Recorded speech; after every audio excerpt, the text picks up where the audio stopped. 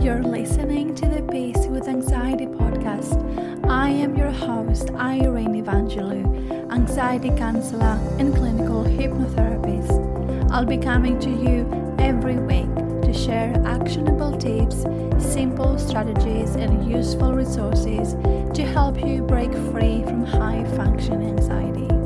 We'll be covering how to recognize and understand your anxiety, strategies to change your thoughts and feelings, and ways to implement long-lasting change. If you're trying to overcome people-pleasing behaviors, navigate anxiety, living in self-doubt, or something else keeping you stuck, then you are in the right place. I know that you're ready to get to the next level of your life, feeling free, calm, confident, and in control. So let's get started. Hello everyone and welcome back to episode 18 of the Peace with Anxiety podcast. I was looking forward to this episode because I think it's been too long since I spoke to my high-achieving listeners of this show. And who I mean by that? Well, let me ask you this. Are you a hard-working professional? And you could be employed or self-employed or currently not working but plan to go back to work. Or are you a graduate student who is feeling overworked with very high standards? Like no matter what you do, it's just not enough. Or have difficulty disconnecting from your work but wanting more time for yourself and those around you. Or struggle with procrastination, but you also want to let go of your fears and live in the present moment. If you're like, yes, that is me, then I would recommend grabbing some sort of notebook or maybe opening up a document on your phone or computer so that you can take some notes of these tips and information that I will be sharing with you in this episode. So today, we will talk about how to stop overthinking and calm your mind so that you can finally see yourself as the amazing person that you are. To still be who you are, which is an ambitious, high-achieving woman, but still feel calm, confident, and present in the moment. I want to share with you an exclusive opportunity to join me live for my very first live workshop where I'm going to be sharing with you the Peace with Anxiety method. So if you want to understand what is getting in the way of healing from anxiety or what to do about your anxious thoughts, feelings, and actions using evidence-based techniques, or if you want to learn about my 5-minute exercise that is going to help you to instantly reduce anxiety naturally. Finally, if you want to learn about the ultimate method to effectively ease anxiety, and if you want to feel calm and confident, then sign up for the upcoming Peace with Anxiety workshop.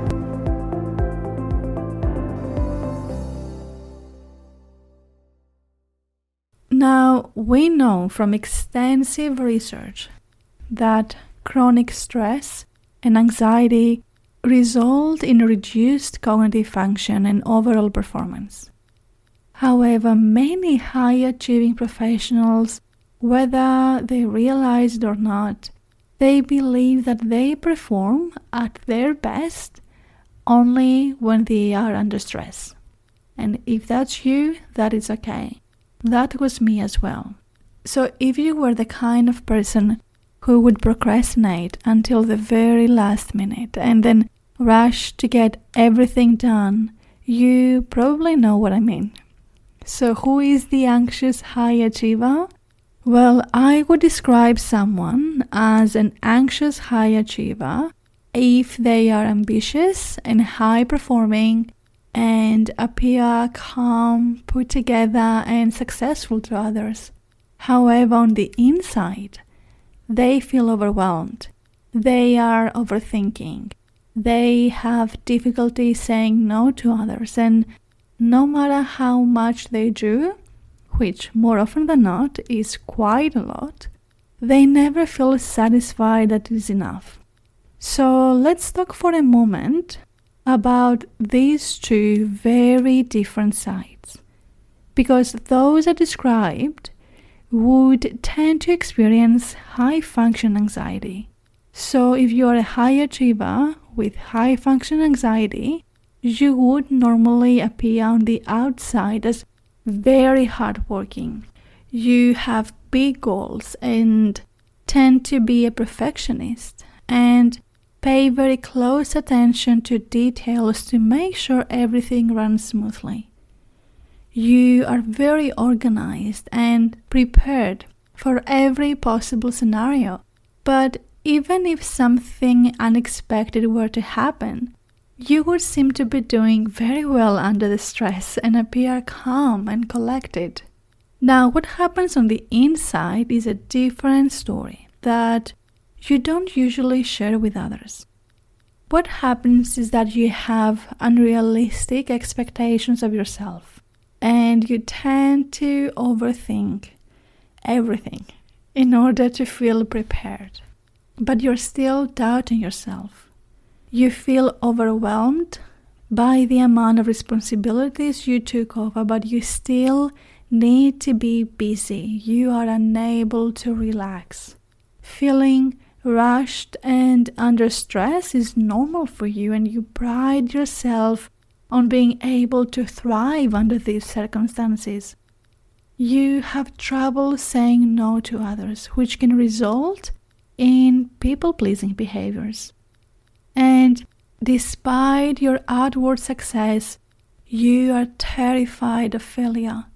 And so you are on the verge of physical, emotional, and mental burnout. If this is you, please know that in no way, shape, or form am I shaming you or putting you on the spot. I most certainly am a high achiever myself, and for many years I have struggled with the same things you may be going through right now. So if you identified with my description before, please keep listening, as in this episode I will share with you my 5 steps to help calm your mind, feel balanced and present and your most confident self. So what can you do to calm your mind? Well, the way to stop overthinking is actually to getting to the root cause of it. Because yes, you can do things like distracting yourself with other things. You can do meditations, you can do journaling, breathing exercises, and following through with your never-ending to-do list, which are all great and I am a big fan of. But if you want to effectively stop overthinking in the long term, you need to find out the reason why you overthink. With anxiety, most commonly, fear is the associated feeling that drives your thoughts, feelings, and behaviors. And that fear can take many forms, such as fear of making mistakes, of doing or saying the wrong thing, fear of uncertainty and the unknown, so worrying about what could happen in the future, fear of judgment or unworthiness, which can make you people please in order to avoid disappointing others, and ultimately fear of not being good enough, smart enough, successful enough, capable enough. Now, we talked about this last week when we were describing the connection between our mind and body, and specifically how our thoughts drive our feelings that lead to certain behaviors. So let's say, for example, you have this project coming up and you're thinking, oh, I'm not the right person for this. What if I say something wrong or sound silly? Or what if I mess it up? So then, having these thoughts, it creates the fear and anxiety of uncertainty and panic. And this leads to procrastination maybe. So you leave this until the very last minute Or you might do what I used to do, which is overworking, doing more than is necessary to avoid any surprises or disappointment. So what we need to do is to identify that cycle of anxiety and stop it by figuring out what is causing it. Because whether you procrastinate or go into an overworking mode, one thing is certain, that the overthinking is not going to stop. So what you can do, which we mentioned in the previous episode before, is name your feelings. And here's how you can do this. The first step is when you notice you're overthinking, to take a moment to pause and try to identify what is making you feel anxious, stressed, worried, or afraid. Then step 2 is to name the feeling that you're feeling in the moment by being as specific as possible. Instead of just saying, I feel bad, try being more specific. I feel anxious, I feel overwhelmed, or I feel frustrated. Now, for step 3, I want you to write down the thoughts and the associated physical sensations of that emotion. For example, muscle tightness, racing heart, or tension in your jaw or shoulders. Now, this will help you understand the connection between your thoughts and your feelings, and will also help you externalize your thoughts and make sense of them. Now, for step 4, I want you to explore these thoughts. Ask yourself, what evidence do I have that support this thought? Or is there another way to look at this situation? And finally, step 5, I want you to go along with your train of thought and consider what would happen to you if what you thought actually happened. How would you be able to handle it? Would you be able to handle it? When you find yourself in this final step, you basically challenge the thought and you try to find scenarios when you coped with something similar. So for example, if you were thinking that, oh, this is too much for me, oh, I cannot handle this, try say something like, yes, this is challenging and new and scary, but I can take it one step at a time like I've done before. And if I need help, I can ask for it. Okay, so if you practice this regularly, you will start to notice that the thoughts may be still coming to you, but they do not affect you in the same way as they did before. Because we cannot stop thoughts coming to our minds. That's impossible. But we can decide whether or not we will pay attention to them. And I know that as you practice this, you will also start to notice how you can feel more in control of what's happening in your mind and body. And that is also going to boost your confidence. Because it's not about changing you and your top qualities. Because yes, having ambitious goals and being highly reliable and organized, to name a few, are incredible qualities to have. What I believe is most important is to feel the way you appear to others. Because self-doubt, self-comparison, and being super critical of yourself are only going to hold you back from achieving your goals. So, a little extra tip before we finish off today's episode is to maybe start speaking and talking about yourself the way you would talk to your friend or to a young kid. Give yourself permission to make mistakes and learn from them so that you can do better, and keep reminding yourself of everything you have accomplished so far. So I feel like this should be an episode on its own on how to boost your confidence. So stay tuned, it is coming up. But for today, practice calming your mind to stop overthinking.